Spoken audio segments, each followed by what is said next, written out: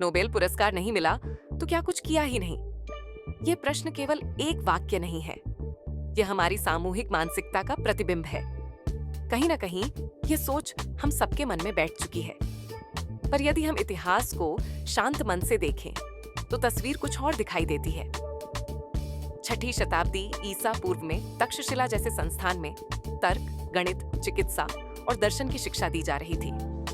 5वीं शताब्दी ईस्वी में नालंदा दुनिया का सबसे बड़ा आवासीय विश्वविद्यालय था, जहां एशिया के अनेक देशों से विद्यार्थी अध्ययन करने आते थे।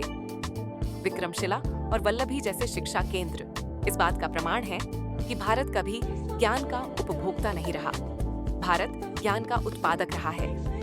इसके बावजूद आज हम पश्चिमी मान्यता को ज्ञान का अंतिम प्रमाण मान लेते हैं। इतिहास यह भी बताता है कि सीवी रमन एशिया के पहले नोबेल पुरस्कार विजेता थे, जब न जापान को यह सम्मान मिला था न चीन को।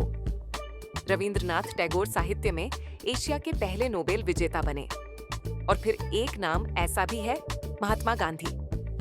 उन्हें नोबेल पुरस्कार नहीं मिला, पर पूरी दुनिया उन्हें नैतिक सत्ता और मानवीय मूल्यों का प्रतीक मानती है। तो प्रश्न नोबेल पुरस्कार का नहीं है।